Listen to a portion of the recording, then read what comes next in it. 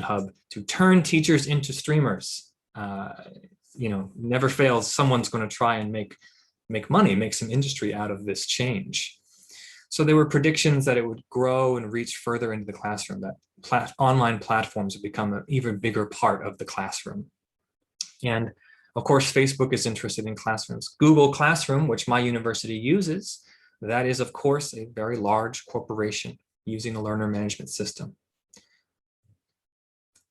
Forms of online teaching. At the moment, we're doing synchronous, right? We're not teaching, but we're having a conference. We're doing synchronous live broadcast over the internet.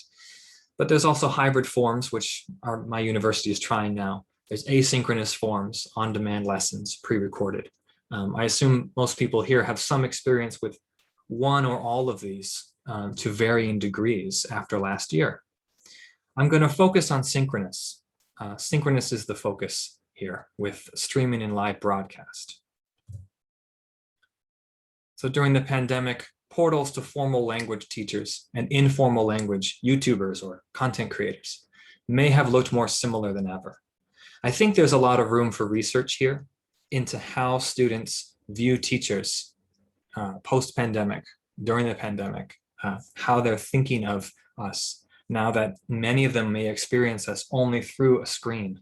I have many students still that I have not met face-to-face, and I probably never will because the academic year is over. We've got a new year coming. It could be very interesting to look at how students are thinking of those teachers in regards to, are they like content creators or are they something distinct? I would assume distinct, and I'll try to make that argument in this presentation. Some examples. Students are already pretty familiar with asynchronous education, but they probably don't call it that. This is sort of a retrofitting of the term. I've got 3 YouTubers here. I've actually shared the information. If anyone is interested, these are coming from students. Every year I ask them kind of, what are you looking at? What's a good way to learn language? What's a good way to stay engaged with it, particularly over long vacation periods or any time when they might not have an active classroom.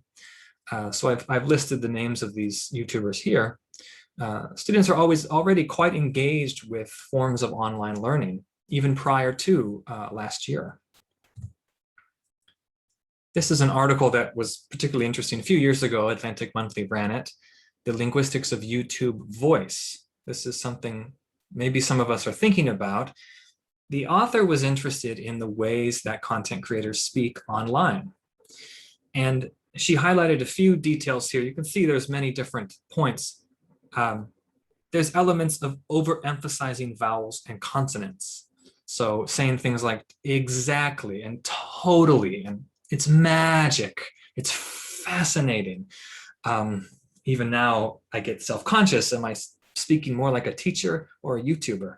What the hell is going on? Am I changing to grab more attention? Overall, the author found that YouTubers tend to use attention-grabbing pops in language.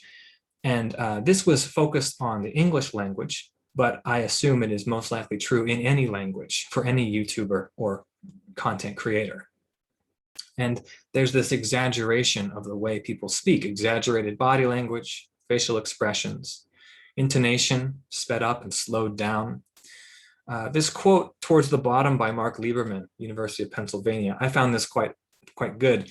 He says, you get the same kind of thing in other high energy sales pitches. I guess the purest form of this style is the carnival barker, someone trying to lure people in to their tent for amusement. I thought about all of this as I was teaching online because I was thinking, are my students engaged? It's this constant question.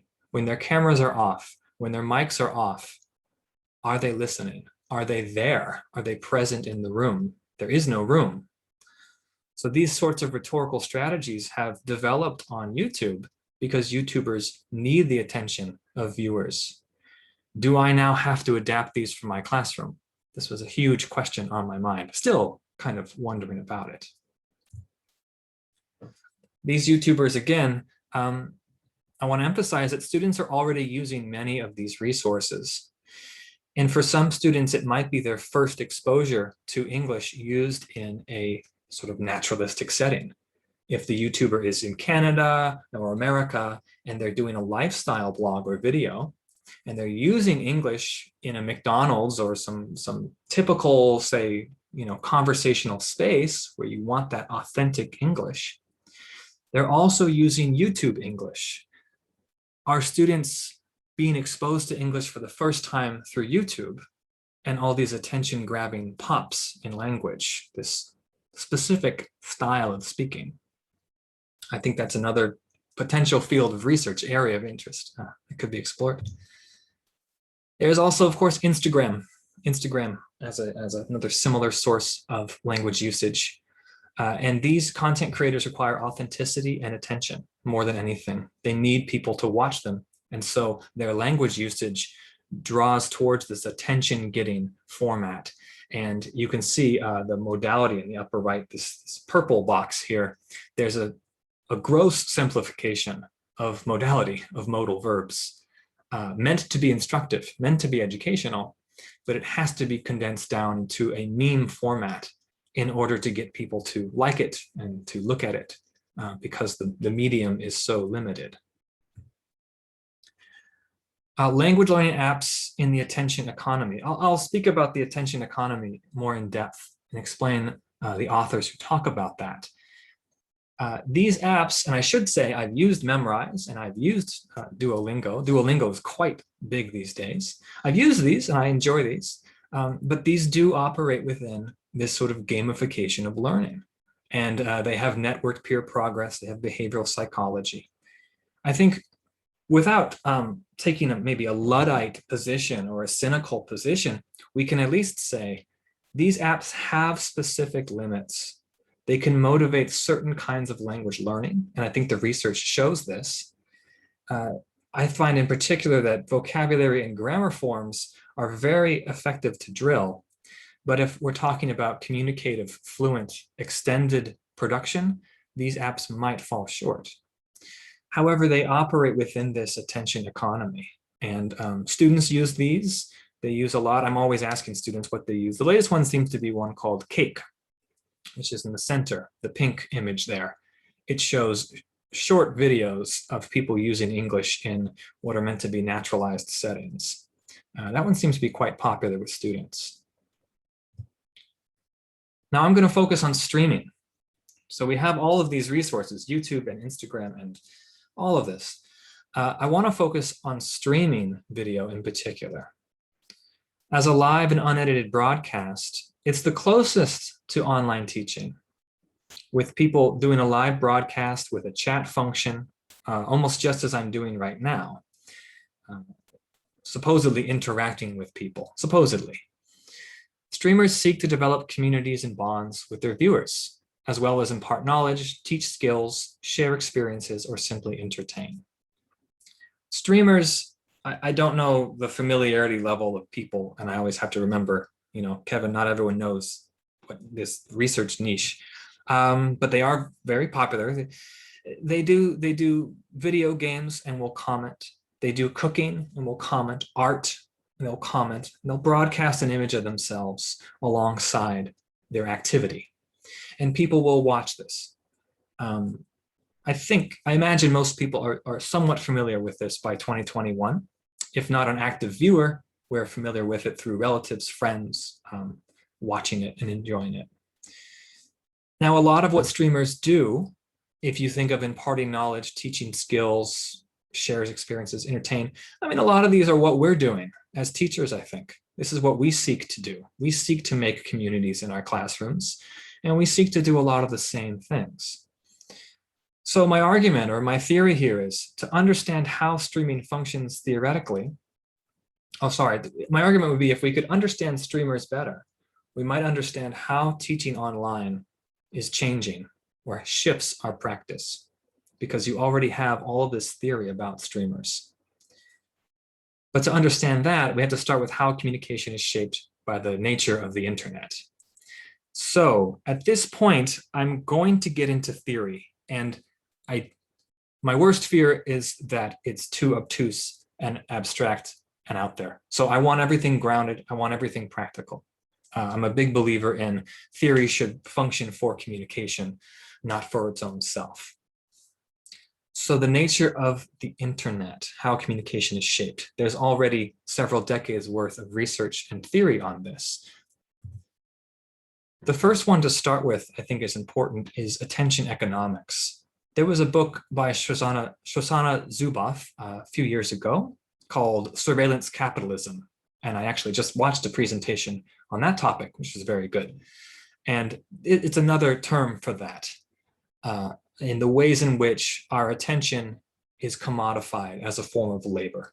Paying attention to people online, likes, subscribes, this is how the money moves. On the right-hand side, you can see I've got some popular, Hikakun, the popular YouTuber, Japanese YouTuber. If you mention him, your students will, well, in Japan, if your students are in Japan, they will most likely know who he is. And also some examples of just sort of top examples of YouTube on there. Always trying to keep in mind the student experience of these media as well. So speaking of attention economics, how does it begin? The first point, I know this is a wall of text, online markers of identity, because they are inherently unstable, unlike the body or timbre of a voice, have to be stabilized by being heard consistently. The style of a communicant must be recognizable for communication to be possible. In this sense, one must be heard online before one can speak. In essence, for teaching, I mentioned when students turn off their camera or their microphone, they almost effectively disappear from the classroom. At this moment right now, I'm speaking to my laptop. All of you have your cameras off. Now, I assume you're all there. I assume you're all listening. You don't need, hi Abram, I appreciate that. You don't have to turn your camera on, obviously, right? But we make this assumption every day as we teach online. In online spaces, I want to read that second point. Silence is hard to distinguish from absence and non-participation. So I find myself as a teacher often asking, and I talk with my colleagues, students don't turn on their camera and I just can't tell. Are they there? Are they in the bathroom? Are they at the beach? Are they watching a movie? This is an incredible change in the way that we interact. If we're in a conference room at Pansig conventionally, I'll be able to see all of you. And I could get a lot of information just from your embodied selves. So that's the first point to think of that I think is pretty fundamental. The attention economy is the way the money moves. So streamers work in the attention economy where they must get attention in order to continue what they're doing. Nobody has a YouTube channel with 0 views, not for long. You can't do it. You need that attention. This economy works differently from material economies. So this is Bueno writing about it. He writes, a critique of the attention economy must shift from an understanding of attention as a scarce commodity to one where attention appears as a form of labor. When we watch Instagram and YouTube and TikTok, we are doing work for those channels. We are giving them information through our views and our posts. I think by 2021, people understand fairly well. If you go on Instagram, all of our Instagrams, all of our Facebooks look different based on our behavior. We're getting very different views of the world, as we well know by now. And this is because it's our attention that is the scarce resource. That's the product. That's the important part. It's not the information. A lot of research or commentary focuses on the information, like fake news. That's an important part of it, but it's not driving the differences. The driving force is this economic of attention. I'm going to skip that second quote. There's a lot of theory, and I want to be mindful of the time. And I'll leave the references as well so people can pursue if they're interested. I've showed this with students, actually. It's a great topic for students because they are living in this as well. And this is a very simplified version. And obviously the slides are open to people if you'd like to use them. We start by interacting with social media, point 1. We show our likes and our dislikes. The companies watch that and predict our tastes. The companies sell those predictions to advertisers, and the advertisers give you specific ads and news, which leads you back to point 1, you engage more. So when you say they sell our data, that actually isn't quite correct, but it's almost the same thing. They sell your data as a processed predictive algorithm. So they've run their analytics on it, like Google Analytics or AdSense, and they're going to sell that to an advertiser. In this system, the center point is we pay attention rather than money for fast and free information. And I actually would recommend, even no matter the level of students, this is a pretty universal experience, and it can be a very interesting discussion point for classroom work. And you might be surprised at the insights your students have. You know, a lot of them are well aware what Amazon and Hulu and Netflix are doing, and it can be a really interesting thing to dive into. Overall, online spaces of interaction are largely governed by principles of attention economics. That's kind of the takeaway, that no matter where you go on the internet, this is how the money is made. This is why the information is free. And now, again, without hopefully sounding cynical or like a Luddite, like I want to smash all computers, I think it's just worth thinking about it. It's valuable to be aware of it as we navigate these spaces, which sometimes feel inevitable. Now I want to move to streaming labor. So with that in mind of attention economics, what's driving this kind of labor? I want to look at the labor itself. And what I hope to show through this is that streaming is not easy. It's incredibly difficult, and it's very different from teaching. It's driven by very different forces. On the right hand, I've got that, I don't know if it's right or left for you guys, probably right, I hope. Anyway, Showroom. Showroom is the name of a website, and that's the screenshot above. I am not going to pretend to know what's happening in that screenshot. I have no idea. However, this is the #1 streaming site in Japan. So I mentioned before, I study the Twitch website. YouTube is another. Showroom apparently is the #1 in Japan. So if you bring this up with students, ask them, do you watch Showroom? I've got several students who are actually streamers in their for a part-time job, I guess is how they see it. And it's been interesting to talk with them about their experiences. Studies of this streaming start with emotional labor in 1983. And this shows up a lot, this topic. Research on teacher emotion, emotional management, this comes up. The author Hochschild interviewed flight attendants in the 1980s, and she asked them about how they did their jobs and how they were trained. And she observed their training sessions. And what she found was this form of labor. I'm going to read the top quote. This labor requires one to induce or suppress feeling in order to sustain the outward countenance that produces the proper state of mind in others. So this emotional labor that flight attendants are conducting as they're serving drinks with a smile, serving food, welcoming people on board, none of this is happening naturally. This is highly trained. And while it might be that the personality of the attendant is friendly and hospitable, they are a kind person, it doesn't change the fact that this is a job and that this is a form of labor. And Hochschild wanted to shine a light on that and bring that out and say, look, this is a big part of people's working lives. I often think about this in context of omotenashi in Japan, this form of hospitality. And I have many students who are interested in the service industry and airline work as well, in particular. And it can be another really interesting topic to discuss, to open up what is that emotional labor like? What kind of training do you undergo? So that's the start point as well for studying how streaming works. Forward in time to 2019, studies of Twitch. So this is Woodcock and Johnson writing in 2019. And they state this look at Twitch starts with Arlie Hochschild's notion of emotional labor. On Twitch, this requires the modulation of emotions and affect through the streamer's performance. If it's okay, I'm going to read the yellow highlights. Streamers are expected to always be smiling.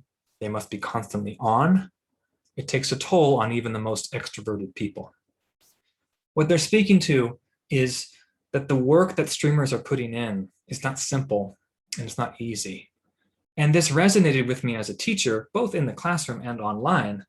I often have that moment, that backstage moment just before the lesson begins, where I kind of get ready, because you're going to be speaking to 20, 25 or more people. You need to have a little bit of an emotional setup for yourself, whatever you have to do before you begin. Another author, Brooke Aaron Duffy, She writes primarily about Instagram influencers, but YouTubers as well. She calls this aspirational labor. So this has to do with the economic striving of streamers. They start out very small, right? They start almost from nothing.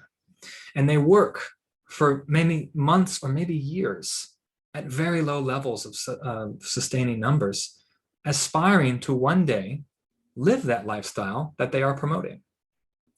It's part of the reason why many YouTubers and streamers, it's very closed off now. It's very hard to rise to the top. So it shifts, I'm going to read here, as both a practice and a worker ideology, aspirational labor shifts content creators' focus from the present to the future. So there's this very hard mode of moving towards the future. I'm going to skip that quote there. I think it is interesting to talk about some of the dynamics online, probably all well aware of forms of misogyny, racism, discrimination that form a huge part of this emotional labor. There's also the work of dealing with the anonymous crowds, dealing with whoever comes into your channel or your Instagram and does whatever they want. This also forms a huge part of that work that has to be done. The motivation of viewers. This is coming from Wolf et al. People get a notion, people being the viewers who are watching streamers, including our students. It could be people get a notion of interaction between this persona and themselves, which is termed a parasocial interaction. So professional streamers have a personal schedule of streaming times so that users can rely on seeing their friends again. I've added the emphasis on friends, similar to characters of a periodic TV show. For all these reasons, we argue that relationships to Twitch streamers are a specific kind of parasocial relationships. They're not real friendships. The viewers don't really know the streamers. There isn't a genuine connection or interaction. There's this parasocial relationship. And then for streamers, there's a great deal of precarity. Streamers' success is tied with the platform, and they are dependent on it both practically and often emotionally. If you follow any kind of streamers, chances are, sooner or later, they have some video about, I gotta take a break, or they have some video about, listen guys, I need to ask for your help financially. And this can be difficult to watch because at times there's an image of these streamers as being invincible or invulnerable because of that emotional labor that they're putting forward. But behind that labor, there is a person who is oftentimes really struggling in order to survive on this form of labor. So summarizing this theory, and the reason I go into it is because with all these articles coming out about teachers are streamers, online education, well, it's just content creation now. We should all just be YouTubers. What I'd like to highlight is it's a lot more complicated, and it's a lot more different than teaching than it might seem when we look at it. When you're online, you have to speak just to exist. Right? This is the cameras and the video thing. You have to put out a presence. Even if you have nothing good to say, you have to speak just to be recognized. I think it's the driving force of a lot of bullying and abuse online, in fact. And of course, streamers are working within that attention economy. So everything they do has to grab attention. And streamers are performing emotional labor.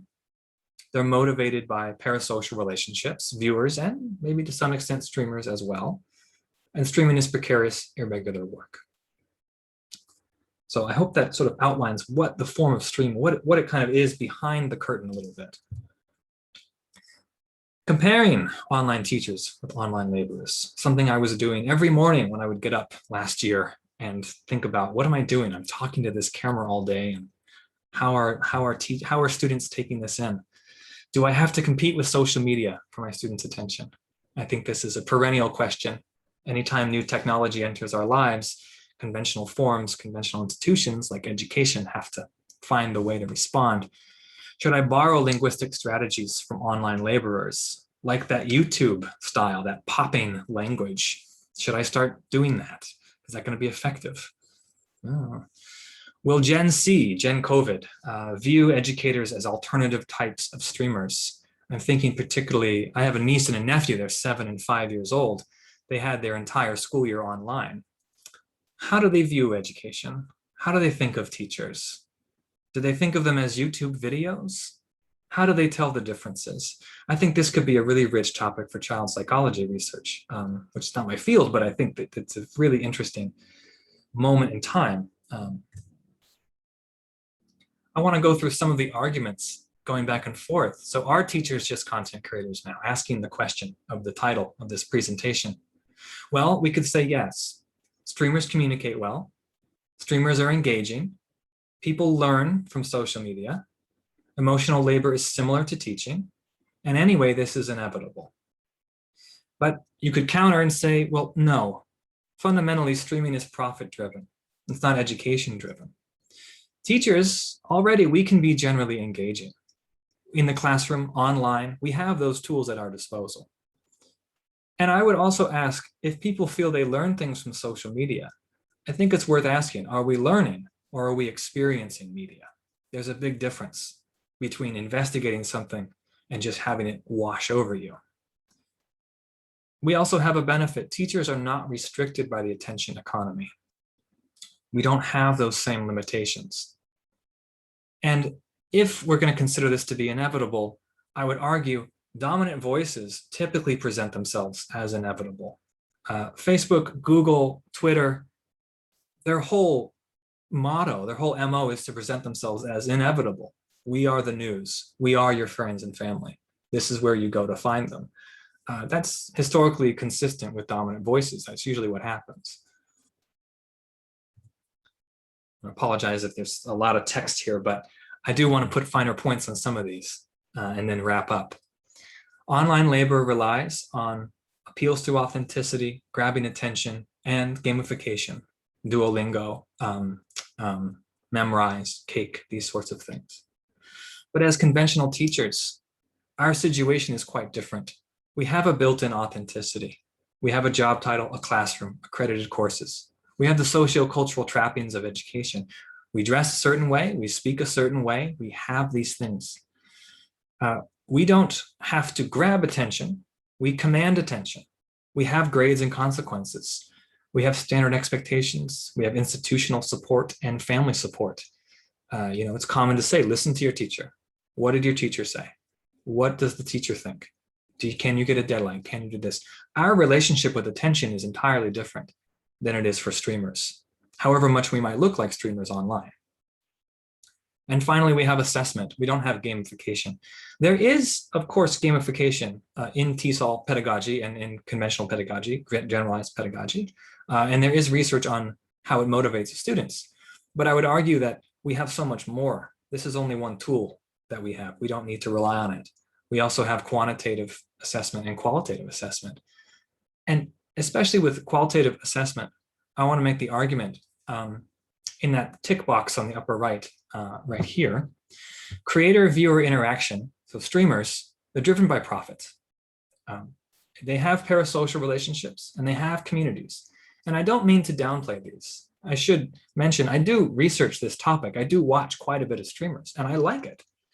But I do want to say it's distinguished from conventional education in important ways. Student-teacher interaction is driven by relationships. I would think that at the end of the day, what brings us into the classroom again and again are the relationships we have with students, that community, the enjoyment of getting to know them and seeing their progress and their development. This is quite distinct from the way that streamers might operate. If they have 100 or 200 viewers, it's impossible for them to know who those people are. At best, you can form parasocial relationships. They may form genuine friendships, but not with 200 people. I think that would be impossible. So those are some of the fine points I want to put on the distinguishing points to try and answer that question. Are we just content creators now? We may be similar in many ways. I don't want to say something definitively, but I think it's worthwhile to think about these differences. So just wrapping up here and concluding, streamers are part of that attention economy. They're limited in their relationships to viewers. Teachers might borrow techniques, but they're grounded. We have an established role and we have a set of expectations. The dynamic factor in education is the student, not so much the teacher. I'm not arguing against professional development and reflective practice. I'm a strong believer of those. But the person who really changes in that classroom is probably the student, not least of which because they're younger and they're learning something new. So their arc is going to be a lot more dramatic. As opposed to streamers, the dynamic streamer and the static viewer, or the passive viewer, who's just watching someone perform. That's not, I think, what we're trying to do in the classroom. We're not there to perform necessarily. And then a final point, many elements of streaming labor are simply unattractive. Precarity, emotional strain, online abuse, irregular income. It's not a simple form of work. It might not even be very fun. And then the final point, future studies, I mentioned a couple points that are interesting, I think, might investigate student perception of online instruction to challenge these conclusions. So it could be, from my point of view, teaching 1 year, just one and going now actually still online, it could be that I'm off the mark. Maybe students do think of teachers as streamers, or they don't differentiate them in the way that I'm saying. That would be really interesting to take a look at. I'm not sure how you design that project, but there are many good points to online instruction as well. And I haven't explored that in this presentation, but I think I'm going to wrap up. Those are the references there. Yeah, thank you so much for listening, guys. I appreciate it. Thank you. Dear attendee, could you unmute the mic and let's give the presenter a round of applause. Thank you, Mr. Garvey. Thank you. Now I cannot see any question, but Mr. Ryan mentioned the 2 comments. Yes, podcast by NYT called Rabbit Hole has 2 episodes on PewDiePie that shows how dependent he is on his followers. Yes. So any question? Yeah, I just wanted to mention for Kevin Ryan, that's a great, I listened to that. It was fascinating. Yeah. So yes, we have 6 minutes more. So if possible, unmute the mic. I need to ask Mr. Garvey, please. Any question or any comment? Can I ask a question? Sure, Mr. Ryan. Okay, yeah, I've used a book called NetSmart by Howard Rheingold, and he has 5 things for interacting and surviving on the web. And the first one, of course, is attention. And he goes on for about a third of the book on that one thing. But second is participation.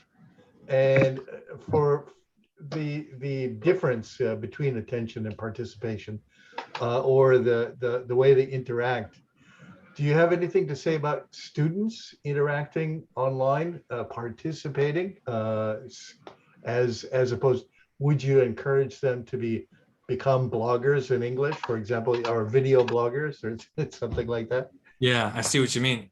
I think there's a lot of ground for that. Yes. The short answer, yes. I think if we can understand the way the internet motivates things and might push us in directions we don't expect, if we're conscious of that, I think it's good for educational use. I've talked with students about YouTubers they like, and we've talked about why you like them. And then I've tried to share YouTubers they don't like, and trying to bring out what is it that you like about this one, but not this one. Trying to get them to critically examine that and then replicate it if they like in their own blog or YouTube. I think it's good if they're aware of it, as long as they're aware of the attention economics. Right, yeah. I'd just like to say it was a really, really interesting presentation.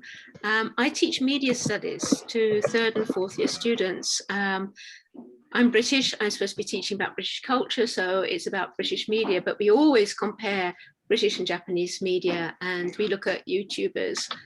And I just loved your slide where you had the circle of explaining how the online economy works. And if you'd be prepared to share your slides, I would love to show that to my students. It summarized it so crystally clearly, the way that my students would understand. That would be great. Yeah, maybe the best way, I'll post my email there. Is that the Okay. best way? Okay. Mhm. I'd be happy to. I'd be happy Thank to. you. I teach a course on American youth cultures that might be similar in some ways. Yeah. Yeah, quite likely. Yeah, Amy Braun mentioned schools could use streaming and vlogging to promote their schools. Yes, I think that's a great project. Students using streaming and vlogging to promote their schools and talk about their lives. I think there's No, so many. Oh, sorry. Yeah. sorry, I just want to say, like, because I see a lot of people now on social media, like moms and all that, so they probably will see the YouTube video and be like, I want to send my kid to that school. So That's true. That's a very good point. Yeah. Yeah.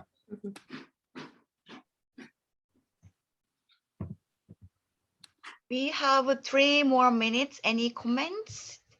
Do you have any opinion about Discord? I'm attending a symposium on Discord next week. It's a strange platform. It seems to be doing a lot. Yeah. Yeah. It's an interesting combination with the ability to stream to places like Twitch, but also to have conversations, both written and spoken, on the side at the same time. Yes. Some of my colleagues experimented with running their class on Discord because you could have separate channels that people pop in and out of, as opposed to Zoom, which has the breakout function, which requires a lot more the teacher to kind of pay attention and stay on it. Discord has these free channels. So it's an interesting platform, definitely.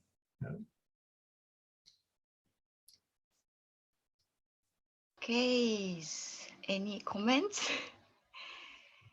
Mr. Garvey, yes, I would like to use your slide, so I'll definitely send the email and to Okay. accept it. Yes, because in my interest point is social labor comparing the social thing. Yes, that's why we teachers sometimes to use the social media to like eye grabbing for the students classroom. That's why, yeah, your project is quite interesting. It is very new to me, but I learned a lot. Thank you.